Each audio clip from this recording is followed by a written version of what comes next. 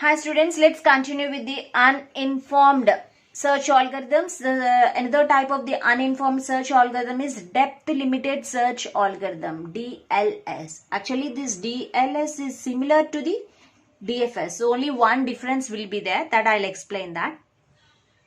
It is similar to the depth limited search algorithm is similar to the depth first search with a predeterminant limit. So here we are using one concept, that is a limit. We are giving a limit.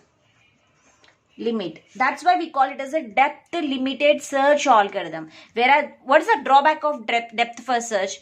It may sometimes go to infinite loop also. Okay, so until it has to read all the nodes until the last depth is there.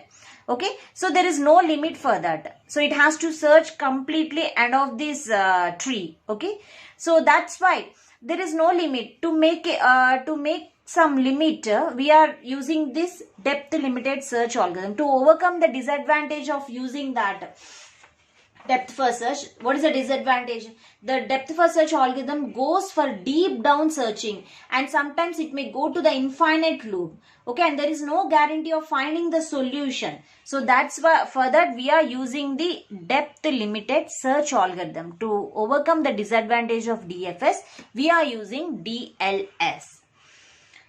The depth limited search can solve the drawback for the infinite path in the DFS. So whatever the infinite loop it is going, that problem can be solved in depth limited search. How? I'll explain with an example. Don't worry. In this algorithm, the node at the depth limit will treat as it has no successor nodes further. Okay, whatever the node at the depth limit, suppose I am giving the limit as level 2. Okay, in the level 2 it has to be stopped. So it has to be assumed there are no successor nodes further. Whether it reaches the goal or not, that is a secondary. But the thing is, I want to stop the searching. If it is present within the search limit, if I found within the search limit, okay, it's good. If it is not found within the search limit, then no problem, stop the successor. So we have to assume there are no successor nodes further. The depth limited search can be terminated with two conditions of failure. So what are the two conditions of termination? Standard failure value, that is, it indicates that problem does not have any solution. So what it's saying, the standard failure value is indicating that problem does not have any solution.